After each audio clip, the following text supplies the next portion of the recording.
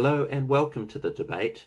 Today's topic is COVID-19 and the New Zealand government's approach to tackling it.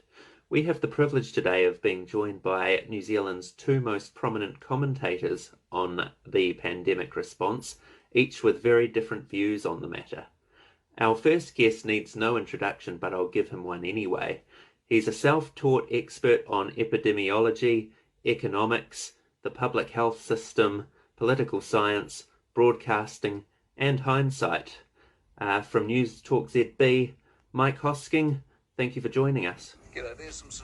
And his opponent in this debate has very similar qualifications, but is joining us via the medium of time travel.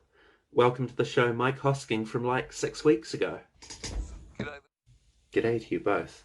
Let's jump right into it, and past Mike, I'd like to start with you if I may. You're of course coming to us from a time when New Zealand has less than 30 confirmed cases of COVID-19 and no deaths recorded. How would you like to see our government tackle this very real threat? Simplicity in the answer is in this particular question. Why isn't this country locked down, as in now, already?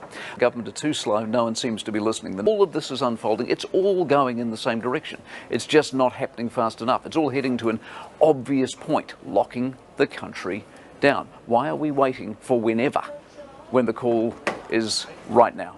Now turning to you, present day Mike, I hope you don't mind if I call you that. You and I now both know that less than a week later the government did exactly what past Mike is suggesting and locked the country down. What are your views on the Prime Minister's decision? She defended the potential charge of overreaction. We don't want to confuse reaction with overreaction, she said. That's because that's exactly what she did do. She overreacted. The 1,000 beds empty is proof of that. The ICU units that have barely been bothered is proof of that. The economic carnage is proof of that.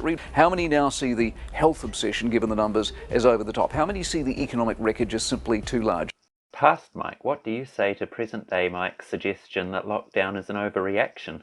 Is this an overreaction? I mean, what's the worst that can possibly happen to an overreaction? You were wrong with an abundance of caution. I doubt in the fullness of time, and China and the various other success stories of this crisis show us this, that you will be thanked for procrastinating. You stand a far better chance of being thanked for appearing over-eager.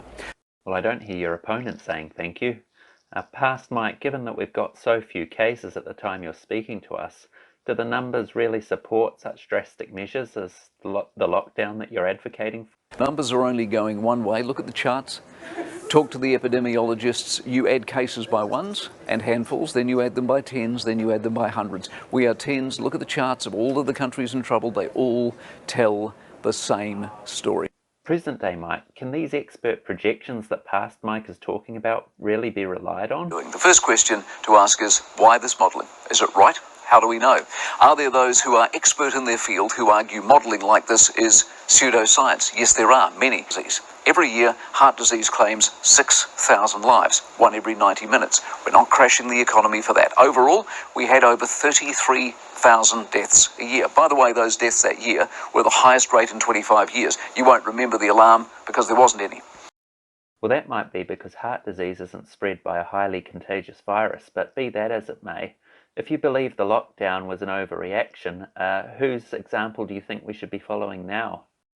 Rome opened some shops this week. Rome, for goodness sake. Huge swathes of Europe stepped into the light this week. Spain sent hundreds of thousands of people back to work this week. That's before you get to Australia, who have been doing what we are about to do ever since they locked down their country. And past Mike, turning back to you, which country's response do you believe has been the gold standard? China has given us, of course, the answer. Not necessarily in a way we find comfortable, but the numbers don't lie. They are largely out the other side by locking their country down. Present day Mike referred to what Rome and Spain are doing now. What stock would you put in the European response? Europe is all the evidence you need as to what happens if you don't act fast. We look at Britain. Boris swore black and blue. Herd immunity was right until he was wrong. He swore keeping schools open was right until he was wrong. He swore keeping pubs open was right until he was wrong. Our government will tell you, oh, they have community transmission. We most likely have community transmission. Your rebuttal, present day Mike, do you think the British comparison is a fair one? Trouble with that was those countries aren't us. Britain was one of the examples, and if you compare Britain to us and even begin to think they're remotely similar, there is no hope for you. Strong words. Sounds like we just have time for one last question. Please keep your responses brief. You are both well known for your negative views of Jacinda Ardern's government. What blame do you place on them in all this? Pass, Mike. You first, please. The trouble is in part is the government. The government basically are useless at project management. The government can't do stuff. They talk about stuff. A lot of talk, they don't do stuff. And present day, Mike? The numbers simply don't lie. In their obsession to eliminate, that word again, eliminate the virus, they have failed to accept our lockdown and have simply gone too far. There you have it. An indecisive, do-nothing government that has made a knee-jerk decision and done far too much.